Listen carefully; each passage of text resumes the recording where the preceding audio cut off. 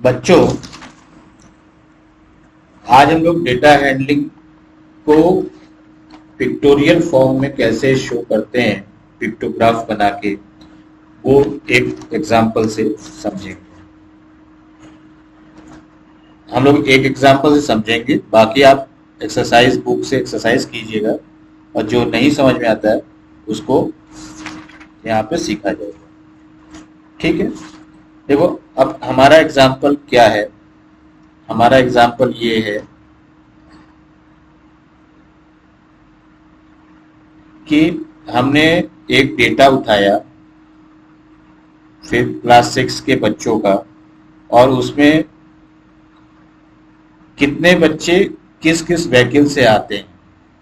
ठीक है, तो यहाँ पे प्राइवेट अपनी गाड़ी से कितने लोग आते हैं, प्राइवेट कार। हमारे पास जो डेटा आया कि भाई 4 बच्चे प्राइवेट कार से आते हैं। ठीक है, नेक्स्ट आया पब्लिक बस से कितने आते हैं, तो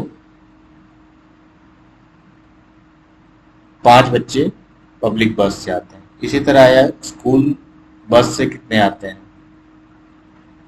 ये एक रफ डेटा है, तो यहाँ पे आ गया 12 बच्चे हैं, 12 बच्चे हैं जो स्कूल बस से आते हैं। ठीक है, इसी तरह साइकिल चला के कितने लोग आते हैं, 3 बच्चे हैं जो साइकिल चला के आते हैं। और वॉकिंग करके जिनका घर पास में ही है, ऐसे कितने बच्चे हैं जो स्कूल आ रहे हैं, अपने क्लास में आ रहे हैं। तो ये आ गया भाई 10 बच्चे आ रहे हैं। ठीक है, ठीक, ये हो गया। अब इसको, ये हमारे एक टेबुलर फॉर्म में अगर हम सिंपल लिखेंगे तो कैसे लिखेंगे, बड़ा टेबल बना रहे हैं ताकि ज़्यादा अच्छे से समझा जाए। थोड़ी लाइन टेढ़ी मेढ़ी है, वो आप इग्नोर कीजिएगा। तो देखो क्या आ गया, पहला क्या था, प्राइवेट कार, हमने पीसी लिखा। पब्लिक हमने पी लिखा। स्कूल बस हमने एसबी लिखा है। साइकिल हमने सीवाई लिख दिया। और वॉकिंग हमने डब्ल्यूएल लिख दिया। तो ये, इसको नेक्स्ट लाइन में क्या हमारे आ गए, जो हमारे न्यूमेरिकल डेटाज हैं वो आ गई 4, 5, 12 और 3 और 10। ठीक है, इस कॉलम का क्या नाम होगा, ये देखो वर्टिकल जो होता है ना इसको कॉलम बोलते हैं, और जो हॉरिजॉन्टल बनती है, ये बनी आपकी, ये बनी, इसको बोलते हैं रो। कॉलम और रो मिलके टेबल बनाते हैं। ठीक है, तो हमने इसको क्या नाम दिया,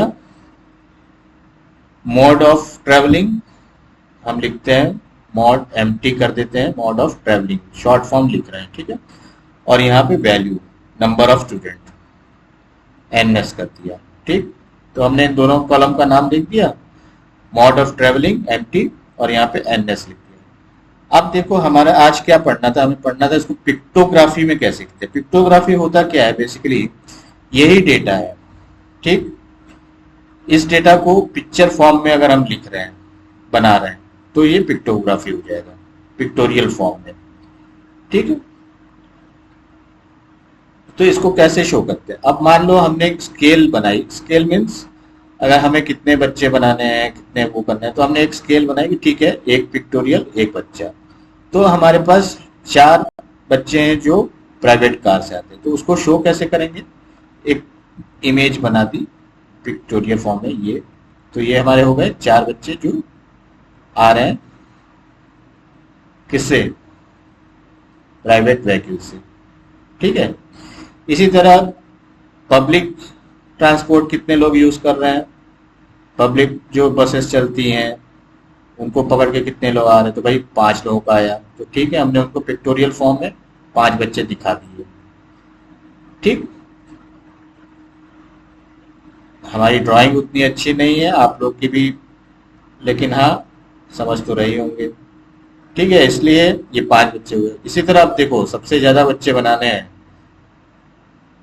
स्कूल बस से आ रहे हैं 12 बच्चे। अब 12 बच्चों को कैसे रिप्रेजेंट करोगे, तो 12 पिक्टोरियल फॉर्म हमने बना दिया।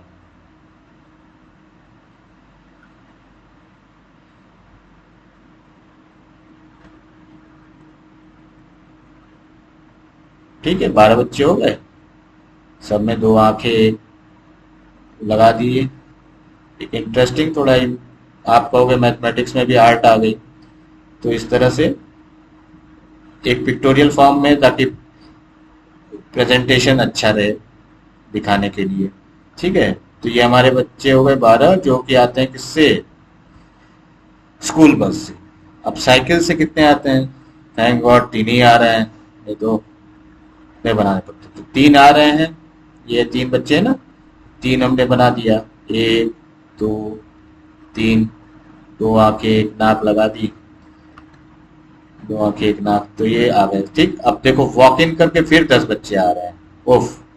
तो खैर, तो इनको रिप्रेजेंट हमने इससे कर दिया। ठीक है,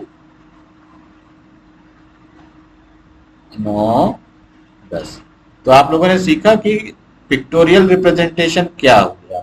सिंपल उसको एक पिक्टोरियल फॉर्म में रिप्रेजेंट करते हैं। ठीक है, ये एक एग्जांपल हमने उठा के समझाया। आप लोग एक्सरसाइज में और देखिएगा और टेबल बनाने की कोशिश कीजिएगा। ठीक है, तो ये हो गया हमारे पास, क्या था? रॉ डेटा था। रॉ डेटा को हमने टेबल बनाया और उसको ये बनाया। यहाँ पे हम एक स्केल भी यूज करते हैं। स्केल ये है कि आज हमने स्केल क्या यूज की कि एक जो हमारा ये है, ये रिप्रेजेंट करेगा एक बच्चे को, 1 स्टूडेंट। ठीक, अब मान लीजिए यही डेटा अगर 10 टाइम्स हो जाए,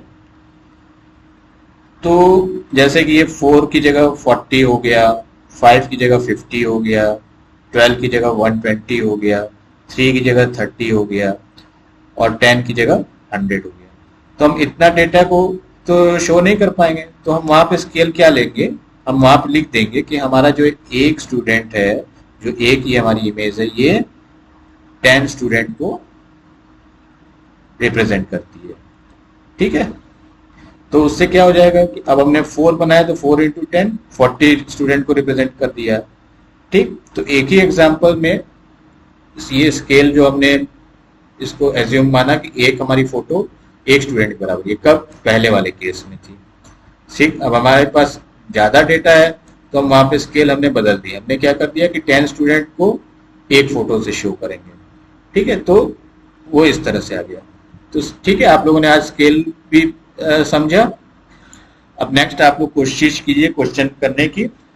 हम लोग ग्राफ में, अब हमारे पास एक टॉपिक हम लोगों ने पिक्टोरियल फॉर्म में निकालना सीख लिया है। अब इसके बाद एक टॉपिक है बार ग्राफ। बार ग्राफ की स्टडी कैसे करते हैं। अभी इस बार क्लास 6 में आपको बार ग्राफ केवल स्टडी करना सीखना है।